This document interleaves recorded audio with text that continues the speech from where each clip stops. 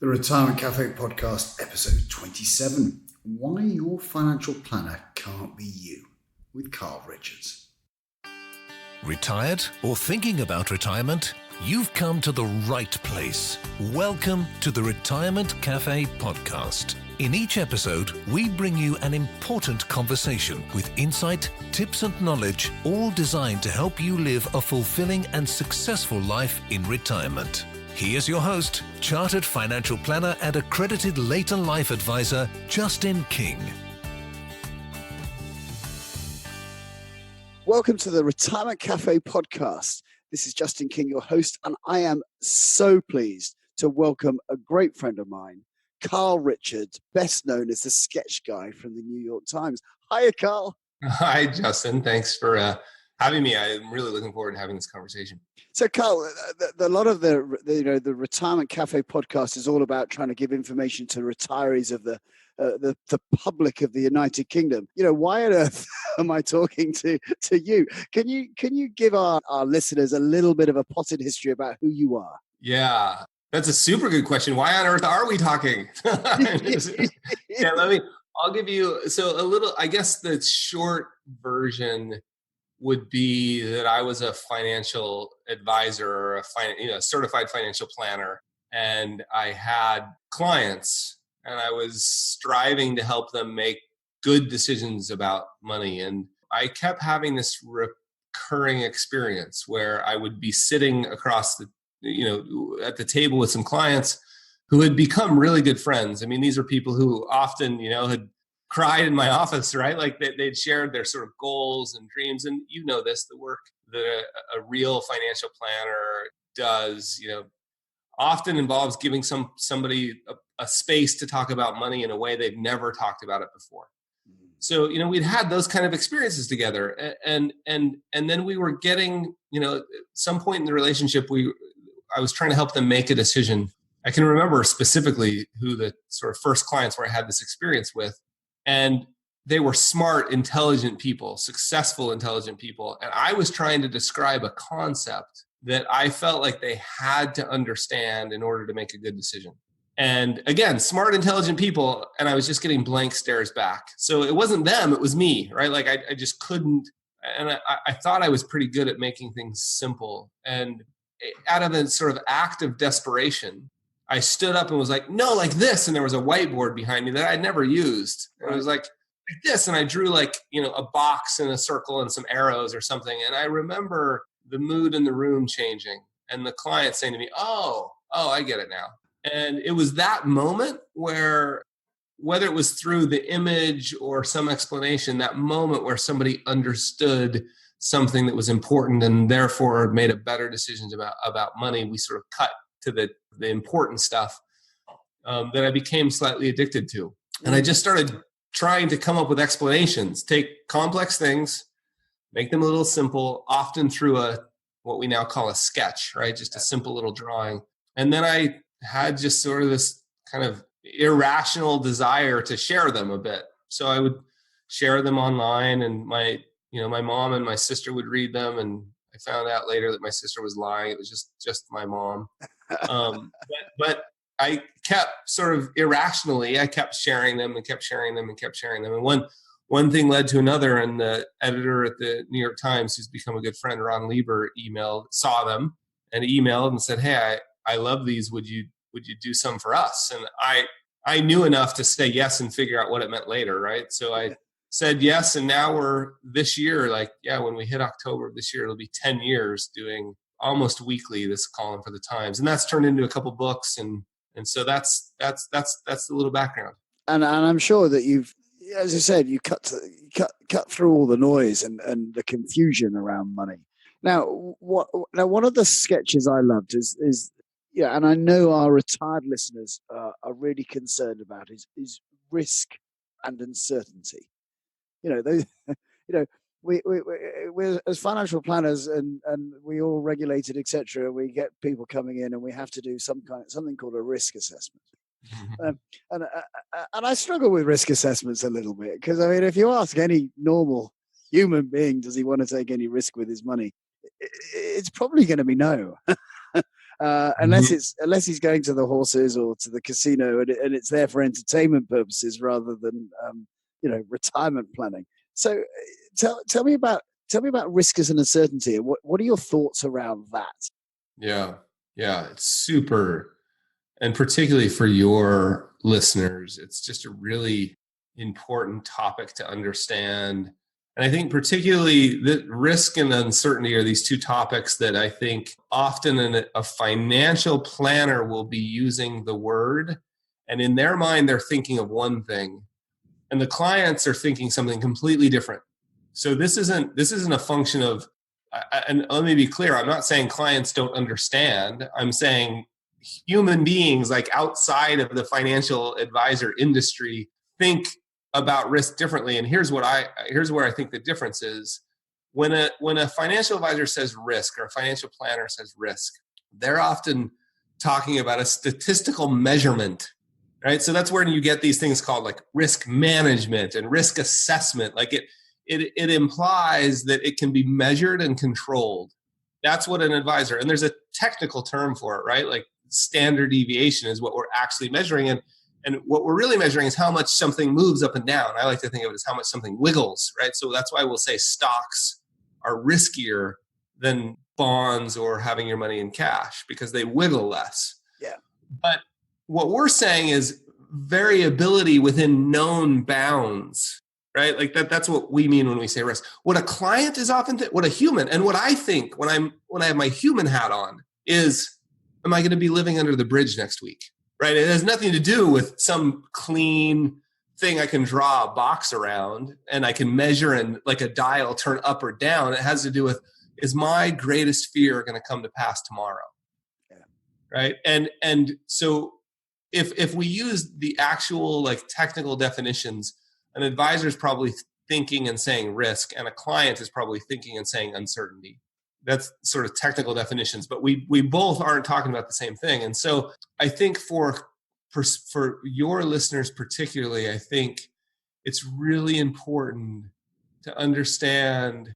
I think of human risk as what's left over after we think we've thought of everything. So having an advisor that is technically competent, like a professional who knows what they're doing when it comes to risk management, right? How you build a portfolio, what you do about sort of insurance and all of those elements, they understand that. That's really important. But that same advisor then has to be comfortable going into that space of what's left over.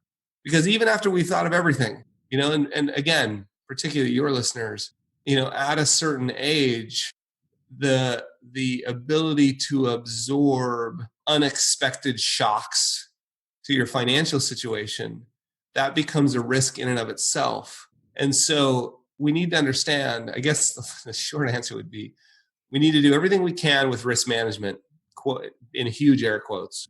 And then we also need to understand that uncertainty equals reality, right? After we've done all that, we have to be comfortable with the idea that a real financial planner will look you in the eyes and say, I understand why you're scared. Let me walk you through the things we've done, and then let's get back to what you're feeling. Yeah. Because I understand, and I'm going to be here. If something uncertain shows up, I'm not going to be a defender of an outdated map. I'll be a guide in this new landscape. And I've got tools in my backpack to deal with that situation. And we don't even know what it is yet, but I'm going to be here for you. I know you well enough that I can sort of walk you in off that ledge or guide you through this forest or whatever it is I need to do. And that's the real role. So both the technical expertise and the emotional language to be there for someone. Yeah. I think listening to you there, it feels a real challenge for anyone to be able to manage money hugely successfully themselves without becoming emotionally attached to it.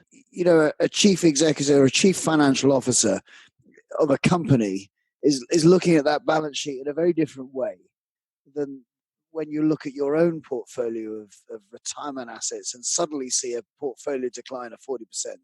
And then, and you're 72 and you've stopped and you gave up work 7 years ago, so you're not any longer have the ability to get back into the workplace at the level that you were at before. You know, that's a huge emotional roller coaster to be in, isn't it? Yeah, and I think it's so important for us to all of us to understand, right? You don't hire. I mean, most of our clients and most of the clients that real financial planners work with, they didn't hire them because they're dumb. They didn't hire them because they don't know their way around this. They hired them. You hire a real planner because they're not you, right? By definition, we all human beings have blind spots. And this may be the most profound thing I'll say all week. By definition, you can't see your own, right? That's why they're called blind spots. And so what we really need is, again, we can't get rid of the technical, you need to be a pro, right? But that's just kind of table stakes at this point in sort of our profession. Finding an advisor that's a technical pro, that's just, the entry into the game. What you really need is somebody you can go to and go, hey, Justin, am I making a mistake here? Is there something I'm not seeing? Help me understand from your perspective what I could do differently. That's because, you better believe, like you want to, risk is an arbitrary concept until it punches you in the face, right? So we can do all the risk assessment we want, but when you find yourself out of the lifeboat in the water, things are different there. And I think that's why it's helpful to have somebody who's an independent third party saying, hey, let's look at this from a different angle. Carl, a couple of times you've mentioned the word real financial advisors. Now, I know that you kind of, you've got a group that you call real financial advisors. Can you describe what they are and what they're not, maybe, or what other people are? Yeah. See, that's the dilemma. Like, I'm not doing that because I happen to run a group called the Real Financial Advisors, but I'm only doing it because it's the only word I know to distinguish. Like, your listeners, look, people inside the industry don't even know. So for somebody outside the industry to look at, like, does my insurance person give me advice? Does the banker give me advice? Where can I get real financial advice? I think the difference would be, to me, I started using that term, it's been almost 10 years now. It's probably like 8 years ago I started using that term. And people kept asking me the same question, like, what is a real financial? What if? And my definition has always been, it's who I could send my mom to. Yeah. Or if I was no longer around and my wife wanted to find a financial planner, who would I hope she would go to? So there's an element clearly of technical chops, like technical professional, honest, and that's really hard. How do we design a checklist that out of the bottom falls honest? And then I think sort of this empathetic human being who is understanding that there's an art and a science to giving real advice. Now, the unfortunate thing is none of your listeners can type, look up in the yellow pages or the phone book or the real financial advisor, because the industry, the traditional financial services industry, has sort of co-opted all the words we use. So the only way to find one that I can think of is ask your friends if they have somebody they trust. It's the only way I can think of. And then go meet with them. And you'll know the difference. You'll know the difference if you walk in and you have the experience that 99% of people have when they go see somebody called a financial advisor.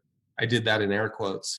Is they're immediately start throwing prescriptions at you. We think of it as like they're trying to sell you something. That's what normally happens in our industry. You'll know the difference when you're almost confused because somebody's asking you questions and listening, and you ask them questions like, how are you compensated? And they don't bristle at that. They welcome it, and they want to talk about potential conflicts. And you feel like you can ask any question and get a straight answer. And they're listening to you.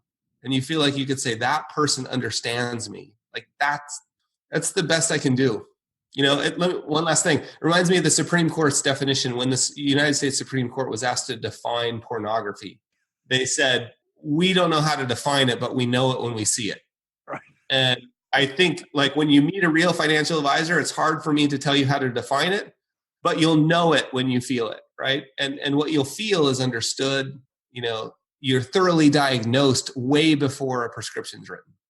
And I would add to that to the point of, I think if you've been intently listened to and you know that you've been understood, and possibly you've been asked some questions that have taken you just even further than you went before yourself. Yeah. Because some of these conversations we have in our own heads, we don't move forward because we've already put all the million obstacles that we think why this won't work or that won't work or what have you. Whereas actually, if someone can help facilitate just moving you ahead give you something you thought, do you know what, I hadn't considered it in that light, and that allows me now to make better, smarter decisions around my money. Totally. And one last thing I would throw in is everything we've just described. I was just listening to myself and listening to your description. Everything we've just described, some of the greatest con men know how to do as well. Right? Right.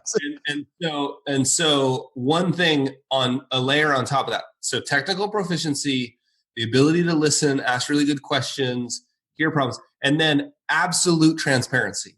Yeah. Right? So the difference between the con man who knows how to listen to you and make you feel good and a real financial advisor is that you would never be asked to do anything that you can't absolutely understand what you're paying, what you're charging, where your money is. You're in control of it. You can call up anytime outside of the advisor and say, hey, send me my money or that's my money. It's not segregated with people, all of those things. So absolute transparency on top of it is another element of a real financial planner would be absolutely transparent about all those things. Yeah. And I suppose, as we come to a close, that would be, and I'm sure you'd agree with that, would be our hope for the future, is that, if we were having this chat in 10 years' time, that's where the world is that they're reaching out to people and getting good, solid, strategic, trustworthy, authentic, with integrity advice. Totally. Yeah. And that we could use a word like financial planner and you go, oh yeah, I know what that is. Right. And what they know what it is what you just described. Right now, there is no word. That's why I vacillate between advisor, planner, there is no word to describe it. So yeah, that's the goal, right? That'd be amazing. Absolutely. Very quickly, Carl, I very, very kindly, you asked me to appear on or to contribute to a recent kind of workshop, a program you put together about how have healthy conversations about money. Can you just tell our listeners a little bit about that? Yeah, so we put, after sort of years of being asked, we started by creating this guide for the New York Times, and they do these guides, which are like longer pieces that are supposed to have really practical exercise that you can do. And we did a guide to talking about money. So your listeners can find that online. Carl Richards' Guide to Talking About Money, New York Times, something like that. Google search. I'm sure you could find it and put it in show notes if you've got those. But we took those afterwards and expanded a bit and created a workshop. I was going to write a book about it. And I wrote the proposal for the book and thought, this would be better with video and exercises, the kind of stuff you can't really put in a book. So we created this workshop called Talking About Money. The goal of the workshop is just to give people the tools to have, maybe for the first time, a successful conversation about money, no matter how big or small, right? It could be you have to start really small. We give you examples of that in the workshop. And people, the easiest way to find it would really just be to email the team. We don't spend a lot of time sort of promoting this thing, but if you just email hello@behaviorgap.com and ask, we can send you a link to where people can find out more. Great. Well, I really enjoyed contributing to that. And thank you so much for your time today, Carl. It's been absolutely brilliant. I know we're very at different time zones at the moment. I know you're in New Zealand and I'm in the UK, so I really do appreciate you taking the time out to talk to us, and I look forward to speaking with you again soon. Yeah, Justin, let me just quickly say, thank you for the generous work that you're doing for the world, right? Like I should tell, in fact, I'm going to, I'm not going to let Justin interrupt me for a minute. We were doing a conversation here. I was at home, and the Justin's response was out loud. And my wife happened to be home, and she came out of the room she was in and was like, hey, I want to hire him as our financial planner. So the work that my wife is now determined to figure out how to hire Justin. So the work that you do for the world is making a difference. And so thanks for everything you do. I appreciate your kind words, and obviously the intellect and beauty of your wife. And and once again, Carl, thank you so much for your time. And yeah, well, let's sign out for here, and I look forward to speaking with you again soon. Cool. Thanks, Justin. I always really enjoy my conversations with Carl, so I hope you did too. Now, to find out more about Carl and the work he does in the New York Times, or about his Talking About Money workshop, head to our website, theretirementcafe.co.uk, where you'll find some useful links in the show notes. Carl appeared in episodes 13 and 14 of the Retirement Cafe podcast, where we chatted about how to have healthy conversations about money. Head to our website or to your preferred podcast player if you'd like to listen to those episodes. I just want to take a moment to let you know about a Retirement Cafe event we have coming up in the Bournemouth and Poole area on Friday the 5th of July. This live event is an opportunity to meet experts on inheritance tax planning and, over coffee and cake, get your questions answered on this complex topic. The event is free to attend, and you can find out more and reserve your place on our website, retirementcafe.co.uk/events. Tickets are limited, so be sure to register early. So until next time, this is Justin King, helping you feel more informed in your retirement. Thank you for listening to the Retirement Cafe podcast with Justin King. To find out more, you can find us online at theretirementcafe.co.uk.